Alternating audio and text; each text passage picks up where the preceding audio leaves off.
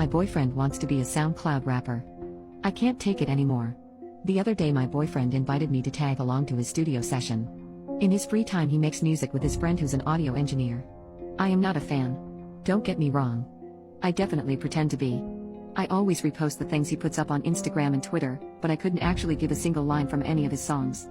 His voice is terrible, his lines are ridiculous, and he just pirates his beats off of YouTube. I don't know who encouraged the first average Joe to put out a mixtape on SoundCloud, but whoever they are, they deserve prison time for their impact on society. We don't need more rappers. Even if we did, I can assure you, the world is not missing out on the talent of my boyfriend. He has none. At least not for this hip-hop thing. All of his friends hype him up, and his parents are in his ear telling him to follow his heart, but the cards are stacked against him. Then, he had the audacity to tell me that he was quitting his job to pursue his passion full-time. I thought it was an April Fool's prank. It was the middle of September. I didn't know what to say. I couldn't crush him by telling him that there was no way anyone was looking for what he was selling. He valued my opinion. I didn't want to lie to him, but I also didn't want to be the one to end his dreams. I half-heartedly told him that was great. I think he sensed my displeasure because he told me that I should come to a sesh with this boy next week to see for myself why he was destined for greatness. I really didn't want to, but I figured the worst that could happen was that I would be stuck listening to garbage for 2 hours. I couldn't have been more wrong. When we got to the studio I was immediately put on edge. The door was in the cut. It was blacked out and made of bulletproof glass. When we got to the front it buzzed and he pushed it open. I was hit with a wave of cold air and the pungent smell of creativity gas. His friend Squeegee was the engineer of the session. I had known Squeegee for a while and I could see that he was sorry for me. I could tell he was also a passive supporter of my boyfriend's delusions. However, all Squeegee cared about was paying rent, and I respected that.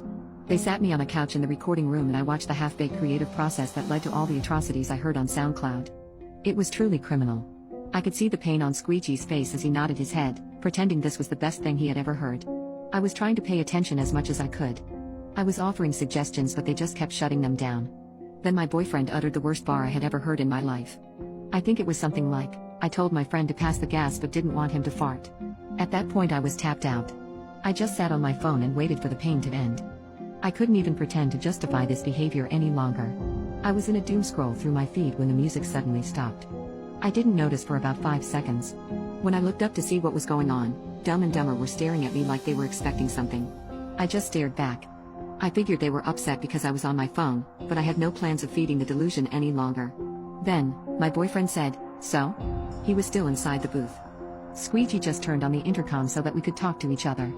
He pressed a button and prompted me to talk. I said, "So, what? What do you think?" "It's pretty bad, dude. I'm sorry." "What?" he replied. Squeegee had forgotten to hold the button. He prompted me to speak again. I cringed having to say it twice, but I had to double down. "I'm sorry, you're awful." Squeegee slapped his palm on his face and shook his head. My boyfriend took his headphones off and started tearing up. I had to listen to his sniffles on the studio monitors. He stormed out of the booth and walked right past me to leave the room.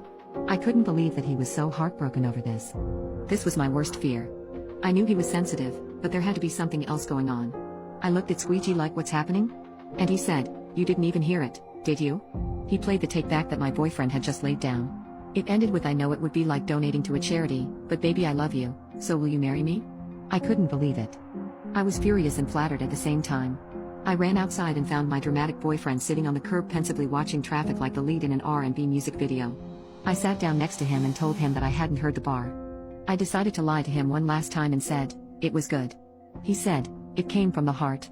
I told him I loved him and he said, "But you don't love the grind." I was dumbfounded.